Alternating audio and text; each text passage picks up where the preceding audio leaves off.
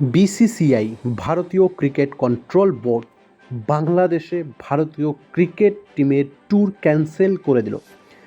Dear friends, বর্তমানে ভারত পাকিস্তানের মধ্যে কিন্তু যুদ্ধ ভাব এবং টেনশন একদম ওপরে। সেখানেই বাংলাদেশ ঘি ঢালছে আগুনে। বাংলাদেশের প্রাক্তন সেনা অফিসার যেভাবে বলছে, ভারত পাকিস্তান যখন যুদ্ধে লিপ্ত হবে তখন আমরা নর্থ ইস্টকে আক্রমণ করে সেটা আমাদের দেশের সাথে মিলিয়ে নেব।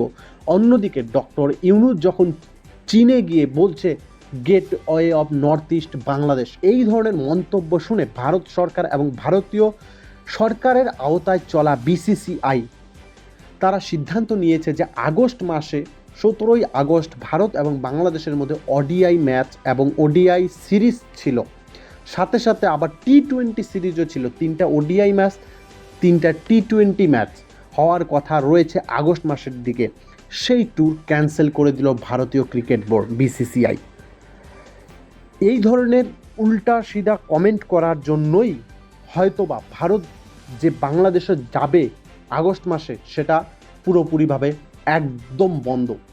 তাই যেই সমস্ত বাংলাদেশের ক্রিকেট ফ্যানেরা বিরাট কোহলিকে দেখার জন্য, রোহিত শর্মাকে দেখার জন্য বা ইন্ডিয়া বাংলাদেশ ম্যাচ দেখার জন্য প্রস্তুত ছিল, তারা কিন্তু আর এই ম্যাচ দেখতে পাবে না।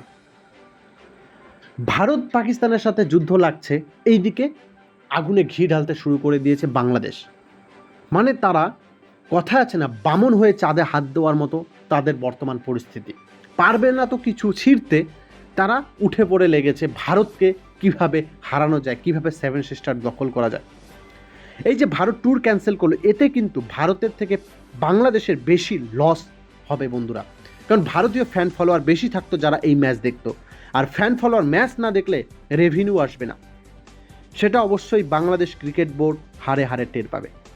তো তোমরা জানাও তোমাদের মন্তব্য এই ক্যান্সেলেশনের ফলে।